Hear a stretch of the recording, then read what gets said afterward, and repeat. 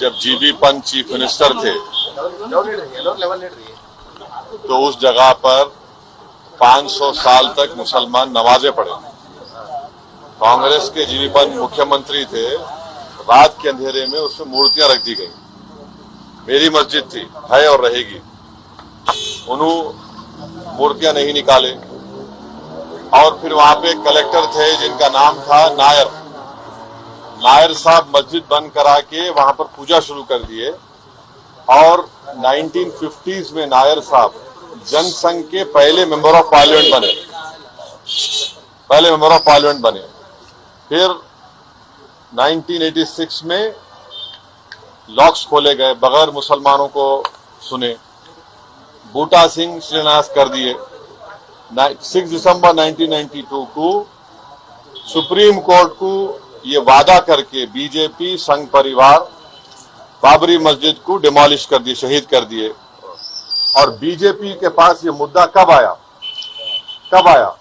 आपको मालूम?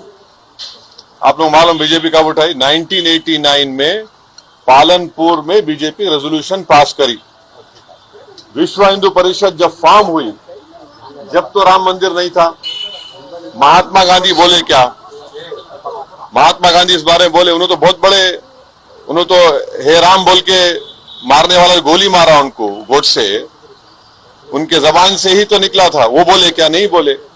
तो ये पूरा एक सिस्टमैटिक तरीके से भारत के मुसलमानों से ये बाबरी मस्जिद को छीन लिया गया। सुप्रीम कोर्ट का यकीनन फैसला है। सुप्रीम कोर्ट हमारे मुल्क की आखिरी एपेक्स कोर्ट है।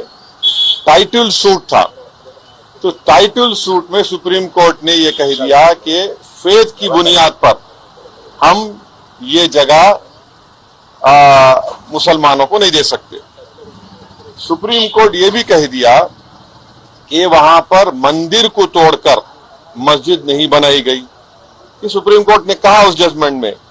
और मैंने सुप्रीम कोर्ट के जजमेंट आने के बाद ये रिएक्शन आपको मीडिया को दिया था कि एक सुप्रीम कोर्ट के रिटायर्ड चीफ जस्टिस थे, उनका नाम जस्टिस जे.एस. वर्मा नाम था। उन्होंने सुप्रीम कोर्ट के बारे में कहा था कि supreme court is supreme but not infallible.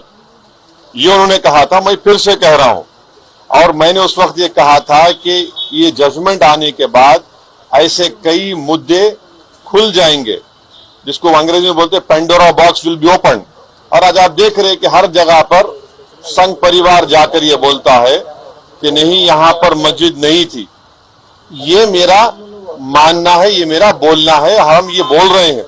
अगर जीबी पंत मूर्तियां हटा देते तो क्या आज ये दिन देखना पड़ता हमारे को? अगर 1986 में ताले नहीं खोले जाते तो क्या आज ये दिन आता? क्या अगर 6 दिसंबर को बाबरी मस्जिद डेमोलिशन नहीं होता तो क्या ये दिन देखना पड़ता? ये सवाल है हमारे, इसका जवाब कोई दे ही नहीं रहा है। और फिर ऊपर से जो अपने आप को सेकुलर बोलते हैं, वो बोल रहे हैं कि दिल्ली का मुख्यमंत्री और जो अलायंस में है, हम हर ट्यूसडे को सूरजकंड पाठ और हनुमान चालीसा स्कूल में, गवर्नमेंट स्कूल में पढ़ाएंगे। गवर्नमेंट स्कूल का कोई रिलीजन होता है क्या? अभी तो सबका झगड़ा चल रहा है। क्या झगड़ा है ये? झगड़ा क्या है? अगर मोदी नहीं रहते तो हम भी चले जाते। हम उन सबसे पूछ रहे कि बताओ, ये जो मैं बातें कर रहा हूं, 3 इंपॉर्टेंट इंसिडेंट्स बोल रहा हूं। जीबी पंत जब चीफ मिनिस्टर थे 1986, 6 दिसंबर 1992, इस पर क्या बोलना है आप लोगों का? बोलो। कोई नहीं बोलता। इसलिए नहीं बोलता क्योंकि सबको मेजॉरिटी कम्युनिटी के वोट्स को हासिल करने का झगड़ा है। और नरेंद्र मोदी ये काम करके मेजॉरिटी वोट्स को कंसोलिडेट करना चाहते हैं और इससे एक पैगाम दे रहे हैं भारत के मुसलमानों के कि आपका भारत की पॉलिटिक्स में आपका क्या मुकाम है, आपकी प्लेस क्या है, ये बताया जा रहा है। किस को लगता है कि कांग्रेस का इसमें हाथ था? कमेंट करके ज़रूर बताएं।